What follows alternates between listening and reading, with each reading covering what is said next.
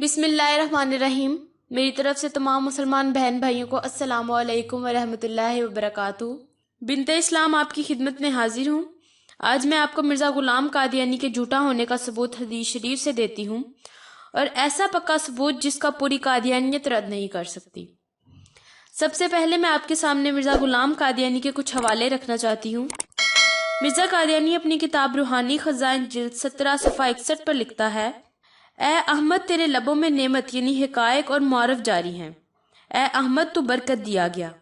مرزا قادیانی اپنی ایک اور کتاب روحنی خزائن جلد 16 صفحہ 53 پر لکھتا ہے: اور میرے رب نے میرا نام احمد رکھا ہے۔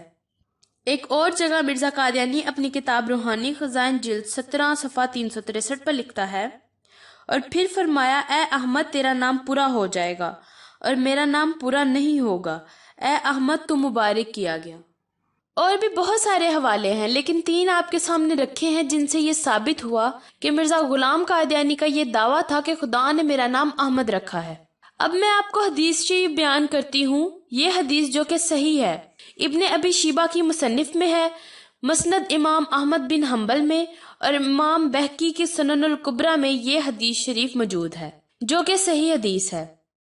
ان علی ابن ابی طالب یقول قال رسول اللہ صلی اللہ علیہ وآلہ وسلم اوتیت ما لم یؤت احد من الانبیاء فقلنا یا رسول اللہ ما ہوا قال نصرت برعبی واوتیت مفاتیح الارض وسمیت احمدا وجعلت التراب لی طہورا وجعلت امتی خیر الامم۔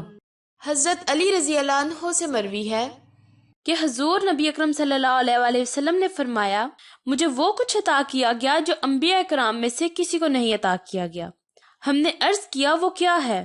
فرمایا، میری روب دبدبا سے مدد کی گئی، اور مجھے زمین کے خزانوں کی کنجیاں عطا کی گئی، اور میرا نام احمد رکھا گیا، اور مٹی کو بھی میرے لیے پکیزہ قرار دیا گیا، اور میری امت کو بہترین امت بنایا گیا۔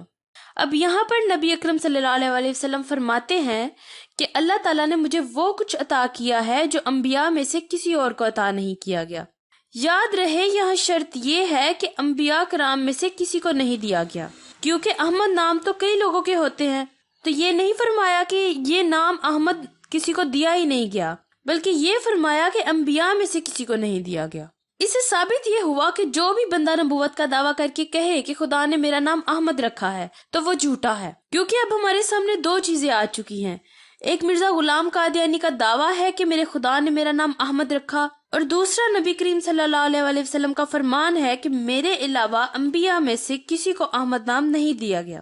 اب ظاہر ہے دونوں میں سے ایک بات جھوٹی ہے، اور نبی کریم صلی اللہ علیہ وآلہ وسلم کے بارے میں جھوٹ کا گمان کرنا بھی کفر ہے۔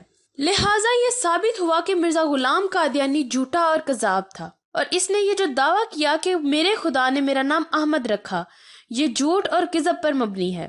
یہی اس کا دعویٰ اس کے جھوٹا ہونے کی بڑی دلیل ہے، جو کہ حدیث رسول صلی اللہ علیہ وآلہ وسلم کی روشنی میں ہمیں معلوم ہوئی، اور اس سے یہ بھی ثابت ہوا کہ وہ خدا جو تمام انبیاء کرام سمیت نبی کریم صلی اللہ علیہ وآلہ وسلم پر وحی فرماتا ہے، مرزا غلام قادیانی پہ اترنے والی وحی اس خدا کی طرف سے نہیں تھی، اور یقیناً وہ شیطانی وحی تھی۔ تو اب آپ کے سامنے میں نے حدیث رسول صلی اللہ علیہ وآلہ وسلم کی روشنی میں یہ ثابت کیا کہ مرزا غلام قادیانی کا یہ دعویٰ کرنا ہی اس کے تمام تر دعووں کے جھوٹا ہونے کی دلیل ہے۔